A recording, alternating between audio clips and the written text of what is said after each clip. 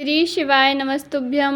महाशिवरात्रि का जो दिन होता है वह शिव जी की साधना की रात्रि होती है, आराधना की रात्रि होती है। महाशिवरात्रि का पावन पर्व आ गया है और इस वीडियो में मैं 3 महा उपाय जो हमें महाशिवरात्रि के दिन करने हैं वह लेकर आई हूँ, जिसमें 3 उपाय हैं। एक उपाय है धन संबंध उपाय है, दूसरा उपाय है जो कि यदि आपका घर नहीं है, मकान नहीं है, किराए के मकान में रहते हो, बहुत वर्क करते हो पर फिर भी पैसा रुकता ही नहीं है, पैसा आता है परंतु चला जाता है, तो पैसा रोकने के लिए एक महा उपाय है। और तीसरा उपाय रोग बीमारी के लिए है। तो तीनों ही महा उपाय हैं इस वीडियो में। आप अपनी आवश्यकता के अनुसार एक भी कर सकते हैं और एक से अधिक भी उपाय करके आप लाभ प्राप्त कर सकते हैं। आइए उपाय शुरू करते हैं। तो हमारा इस वीडियो का पहला उपाय है, गुरुजी कहते हैं यदि आपको अच्छा ना लगे, जैसे जीवन में अच्छा नहीं लग रहा है, मन लग नहीं रहा है, कार्य में कोई कार्य करते हैं तो वह पूरा होता ही नहीं, इस वजह से आपका मन लगता नहीं है, तो आपको एक विशेष उपाय इस महाशिवरात्रि पर करना है। क्या करना है? एक काली मिर्च लेनी है और कुछ दाने काली तिल के लेने हैं, एक चुटकी ले लीजिएगा और 7 लौंग लेनी है आपको। तीनों चीज़ों को आपकी सीधे हाथ की हथेली में रख के और अपने जो भी कार्य हो रहा है आपके साथ, आपको अच्छा नहीं लग रहा है, जीवन में कुछ अच्छा नहीं हो रहा है, परेशानियाँ पे परेशानियाँ आ रही हैं, एक परेशानी ख़त्म होती है दूसरी परेशानी आ जाती है, कोई कार्य बनते बनते बिगड़ जाता है, तो आप तीनों ही सामग्री को अपने हाथ की सीधे हाथ की हथेली में लेकर और अपना नाम और गोत्र बोलकर अपनी समस्या कहकर श्री शिवाय नमस्तुभ्यं ओम नमः शिवाय कहते हुए भोलेनाथ की शिवलिंग पर आपको समर्पित कर देना है महाशिवरात्रि के दिन। और यह उपाय आप सुबह से रात्रि तक कभी भी कर सकते हैं। इससे आपके जीवन में हर कार्य में सफलता मिलेगी, कार्य अच्छा होगा। तो इस उपाय को आप महाशिवरात्रि के दिन अवश्य ही कीजिएगा। पहले उपाय की हमने बात कर ली है। दूसरा उपाय है महाशिवरात्रि का धन प्राप्ति का है। गुरुजी कहते हैं यदि आपको कार्य नहीं हो रहा है, धन की प्राप्ति नहीं हो रही है, बहुत काम करते हो, बहुत कार्य करते हो परंतु पैसा रुकता ही नहीं है, घर नहीं है आपका, किराए के मकान में रहते हैं, पैसे कमाते हैं परंतु कहाँ चला जाता है पता ही नहीं चलता है, रुकता नहीं है रुपया, तो आपको इस महाशिवरात्रि से एक विशेष उपाय की शुरुआत करनी है। वैसे तो यह उपाय कोई सी भी शिवरात्रि जो मासिक शिवरात्रि आती है उससे प्रारंभ कर सकते हैं, परंतु यह इस उपाय की आप महाशिवरात्रि से यदि शुरुआत करेंगे, प्रारंभ करेंगे तो आपको लाभ अधिक देखने को प्राप्त होगा। इसमें गुरुजी कहते हैं कि आपका घर नहीं है और आप घर की कामना से यह उपाय करना चाहते हैं तो भी कर सकते हैं। आप नौकरी के लिए यह कामना करना चाहते हैं तो भी कर सकते हैं। कुल मिलाकर आपकी कोई भी बड़ी से बड़ी भी कामना है तो भी आप एक बार यह उपाय अवश्य ही करके देखिएगा। इसमें क्या करना है, आपको 5 बेलपत्री की आवश्यकता पड़ेगी।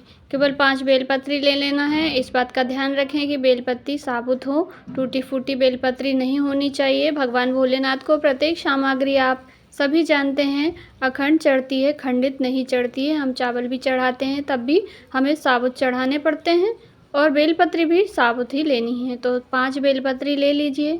उसमें से पहली बेलपत्री आपको शिवलिंग में माता सुख सुंदरी का स्थान आप सभी जानते हैं, जो शिवलिंग में मोटी सी लाइन होती है माता सुख सुंदरी का स्थान वहीं पे होता है। तो पहली बेलपत्री आपको श्री शिवाय नमस्तुभ्यं कहते हुए माता सुख सुंदरी के स्थान पर समर्पित कर देनी है और डंडी का भाग होना चाहिए जिस तरफ से जल नीचे जा कर के गिरता है।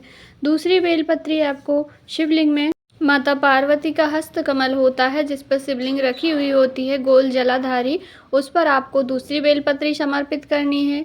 तीसरी बेलपत्री भोलेनाथ जी की शिवलिंग पर समर्पित करनी है। इसमें भी डंडी का भाग आप जिस तरफ बैठे हो उससे उल्टी दिशा में यानी कि जलाधारी की ओर होनी चाहिए, जिस तरफ से जल नीचे जा कर के गिरता है। 3 बेलपत्री समर्पित हो गई। चौथी बेलपत्री जहाँ से जल नीचे जा कर के गिरता है, जहाँ से हम जल लेते हैं आचमन करने के लिए, उससे भी जल बह कर के नीचे जाता है, वहाँ पर आपको चौथी बेलपत्री समर्पित कर देनी है।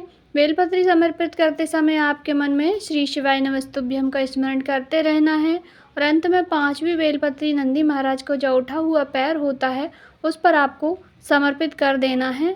बस लगातार ये नियम बनाइए कि आप इस शिवरात्रि से प्रारंभ करके इसको 12 महीने की शिवरात्रि आती है उस पर इस उपाय को आप 12 ही महीने 5 बेलपत्री का नियम बनाएंगे।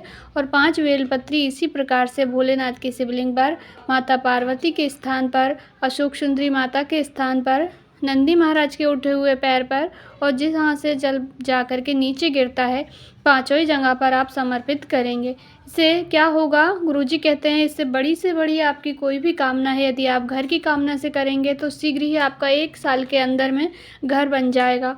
किसी भी कामना से करेंगे वह कार्य आपका पूर्ण ज़रूर होगा। तो अवश्य कीजिएगा इस शिवरात्रि से इस उपाय की शुरुआत। 2 उपायों की हमने बात कर ली है। अब इस वीडियो का अंतिम और तीसरा उपाय यह है, गुरुजी कहते हैं यदि आपको कोई भी बीमारी हो गई है, कोई भी कैसी भी बड़ा से बड़ा रोग हो गया है, या पेट से संबंधित कोई बीमारी हो गई है, या मन कार्य में नहीं लगता है आपका, तब भी आप इस उपाय को कर सकते हैं। इसमें क्या करना है आपको, अलौनी गोबरी आप जानते होंगे, गौ माता जैसे गोबर कर देती है तो उसको हमको हाथ से उसको थापना नहीं है, उसको सेप नहीं देना है। जैसा गाय गोबर कर देती है उसी को सुखा लेना है। उसी प्रकार से सूख जाएगी तो उसको फिर क्या करना है, उसको जलाकर उसकी भस्म तैयार करनी है। जलाने के बाद जो राख बन जाएगी उसकी, उस राख को आप छलनी से या किसी कपड़े की सहायता से छना लीजिएगा।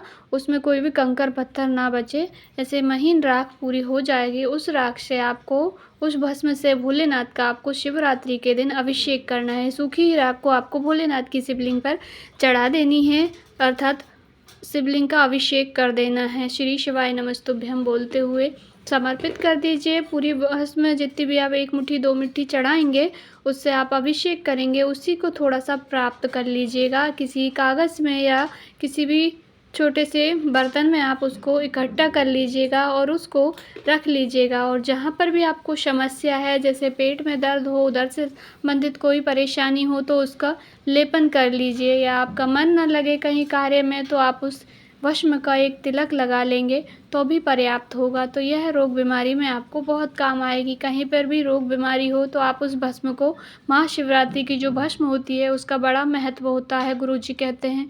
तो आप अवश्य ही यह कर सकते हैं। यदि आपके आसानी से अलौनी गोबरी मिल जाती है तो आप इस उपाय को अवश्य ही कीजिएगा। इस वीडियो के तीनों उपायों से संबंधित आपके मन में कोई क्वेश्चन है, कहीं पर कोई उपाय समझ में नहीं आया हो तो आप मुझसे कमेंट करके अवश्य पूछिएगा। मैं आपके कमेंट का उत्तर अवश्य दूंगी।